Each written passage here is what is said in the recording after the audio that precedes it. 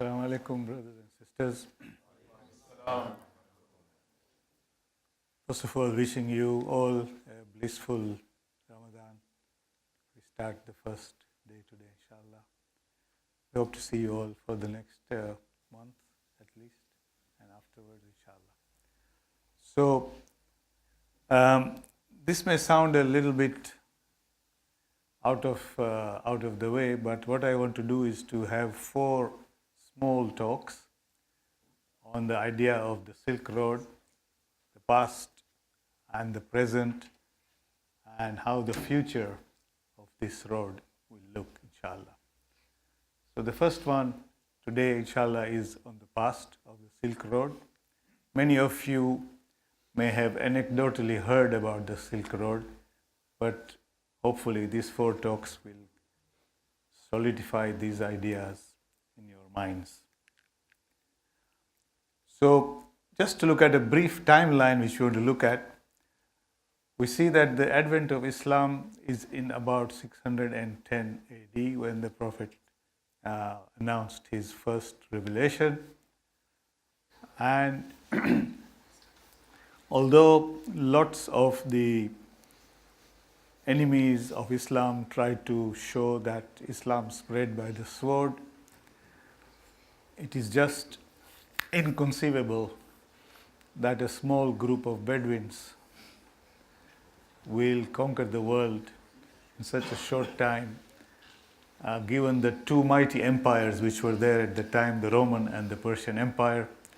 So, good historians and people who have done detailed work on history always come to the conclusion that the spread of Islam had more to do with trade than with the sword. So you see that within about 80 years of the passing away of the Prophet, Muslims had reached the borders of China and had traveled across North Africa and crossed the Straits of Gibraltar into Spain. Now, we know that at that time, most of Europe was quite backward. The Roman Empire was collapsing. In fact, the Quran itself announces Ghulibatur Rome, Rome has gone. The Persian Empire was teetering, but most of the trade on this side, apart from the Americas, was between from the east to the west.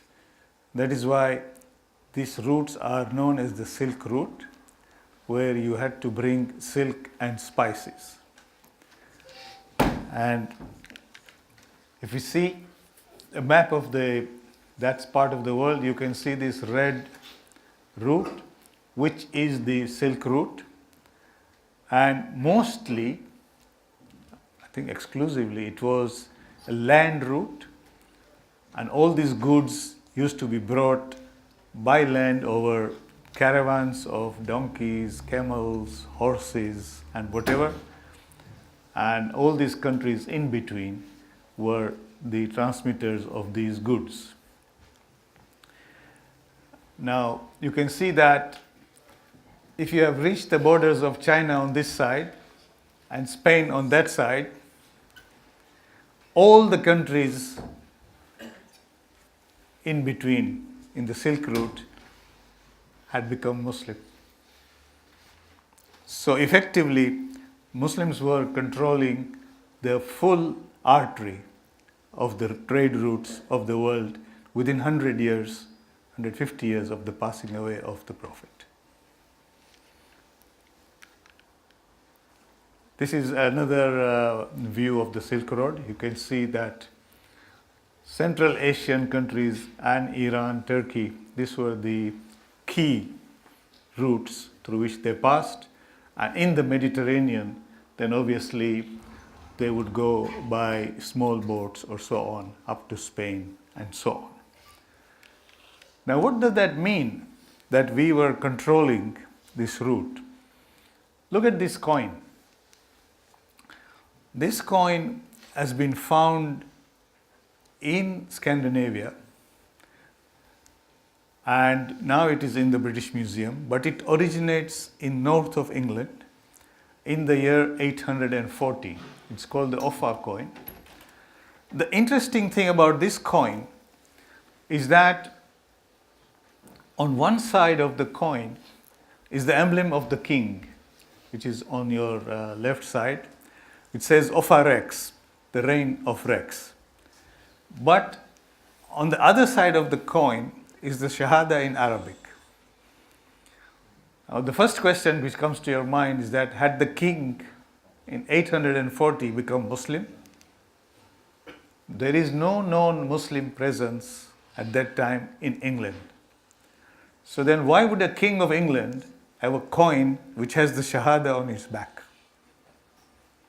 And the answer is quite intriguing. After a lot of research, many historians have come to the conclusion that what would have happened is that the king would have sent people to Spain and say to the Muslims there that we want to trade with you. And obviously, when somebody comes to trade with you, you ask them, how are you going to pay? Are you going to pay me with what? And if they had brought their copper trinkets and other things, they would say, what is the use of this money to us? Why do we need to sell you anything when you bring in rubbish? So it seems that jointly they would have formed a group, say, let us design a coin which will work for us and work for you. And so jointly they seem to have designed this. Now this is a coin which will work across the Silk Route because all of those are Muslims. That will be like currency which you will be able to use. Which year we are talking now? 840.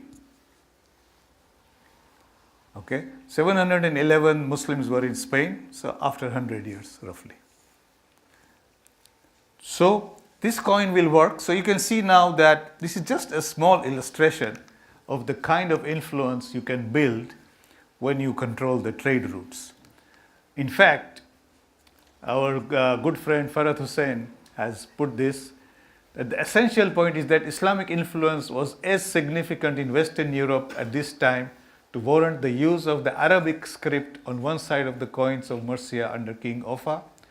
It was fast becoming a practice in Western Europe to have Arabic stamped on a range of goods because that would signify quality.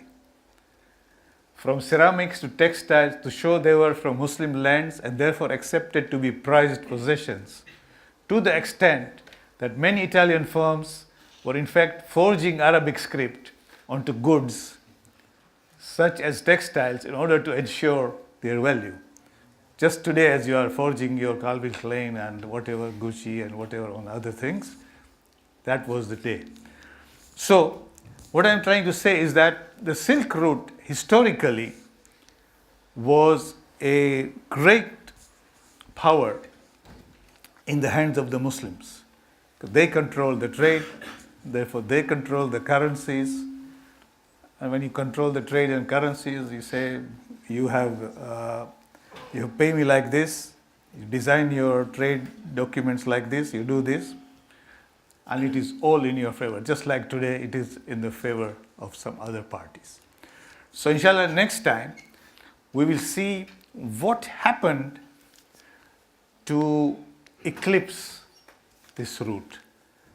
And then we will follow on from there. Assalamu alaikum.